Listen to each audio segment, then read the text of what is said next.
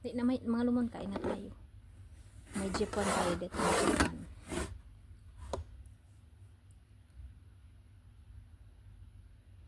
Malalaki ang ulo. Halos ulo lang to kasi naghingi lang tayo sa kabilang bahay. Hindi nila naman ako magbili dito ng hipon kasi yan.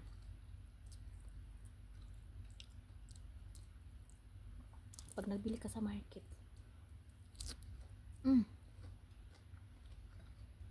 hindi masarap.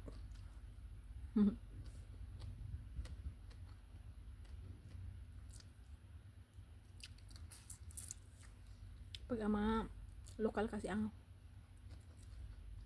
bibili ng hipon, parang ayun kung saan siya bumibili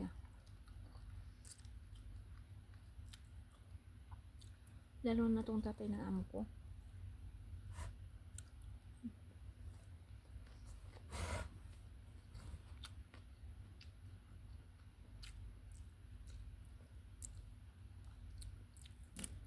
Kaya pag naglinis sila doon ng hipon, hindi ko pinapatapon yung yung ulo kasi masarap ang ulo, mataba. Kasi siya dito,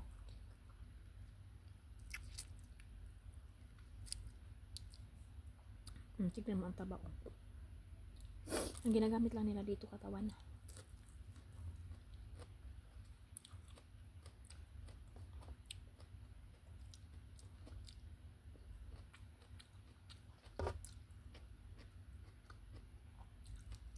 Kasi pagkaluto nila dito ng hipon, yung ginalagay sa kanin,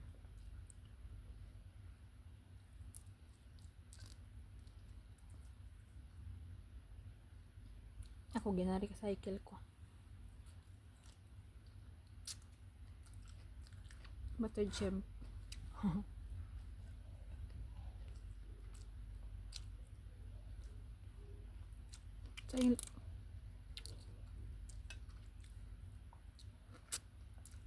Sayang lang kasing pera mo. So, bumili ka.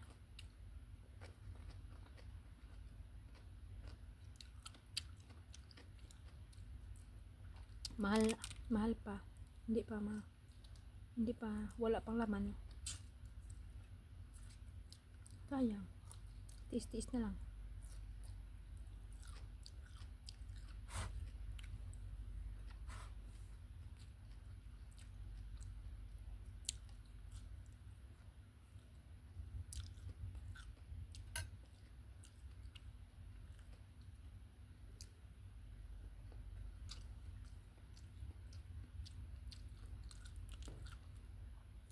Lalo na limasag dito. Nakakainis. Walang laman. Tapos pag kinain mo yung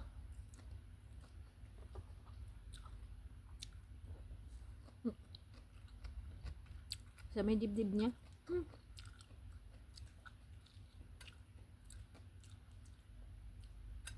buti pa magkain ka ng sponge, may pa,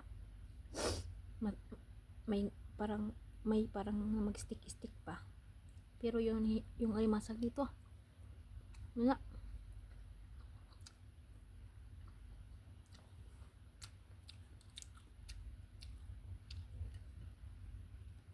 Diba? Sarap. Lagyan ko to Sprite. Kahit puro ulo siya, pero sarap. Lagyan ko mais, maliliit. Kasi walang buong mais na ubos nila tatay kahapon.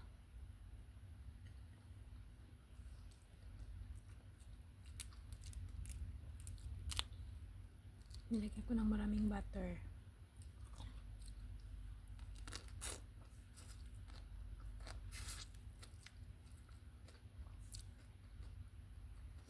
Doon na tayo magkain ng maraming hipon sa Pilipinas. Kasi masarap ang hipon doon sa Pilipinas. Promises.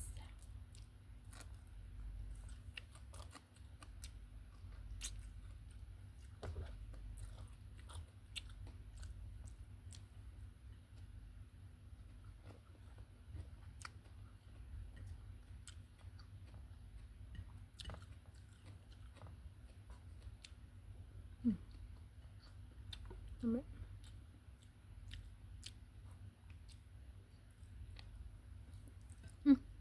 Natapon ko yung isa. May laman pa naman.